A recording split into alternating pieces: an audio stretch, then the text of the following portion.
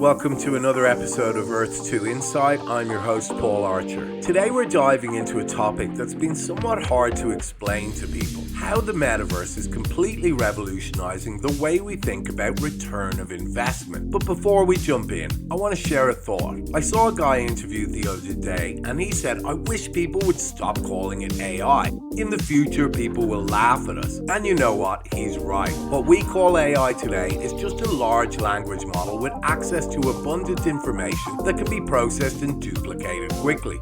Without internet access, AI can't create anything on its own. It's not truly intelligent yet. When real AI arrives, what we're calling AI now will seem laughable. And here's the kicker. I think the same principle applies to the Metaverse. What we're calling the Metaverse now, it's just the beginning. It's like calling the first mobile phones smartphones. We're at the dawn of something much, much bigger. Now, with that in mind, let's talk about how this embryonic Metaverse is already changing the game when it comes to ROI. In traditional investing, return on investment is pretty straightforward. You buy a stock for 100, it goes up to 150, boom, 50% ROI. Simple, measurable, clean cut. And that's been the game for decades. But here's the thing. The Metaverse, even in its current form, is turning this concept on its head. And I'm not just talking about cryptocurrency or NFTs. I'm talking about full-blown digital ecosystems like Earth 2. Now, for those who don't know, Earth 2 is this massive virtual world where you can buy and develop digital land, but it's so much more than that. It's a perfect example of how the Metaverse will reshape our understanding of investment returns. In the traditional world, you might buy a piece of real estate and hope it appreciates in value. Maybe you rent it out for some passive income, but in Earth 2, the possibilities are mind-blowing. First, you've got tokens. Just by owning land, you're earning essence, their native currency. It's like your land is also printing money. How do you factor that into ROI? You can also stake this asset for more returns. Then there are jewels. These aren't just shiny digital objects in a video game. They're resources that you can mine, trade, and utilize to generate more income. It's like owning a gold mine, but without the hard hats and pickaxes. Speaking of resources, your land also produces virtual materials that have real value and utility in the economy.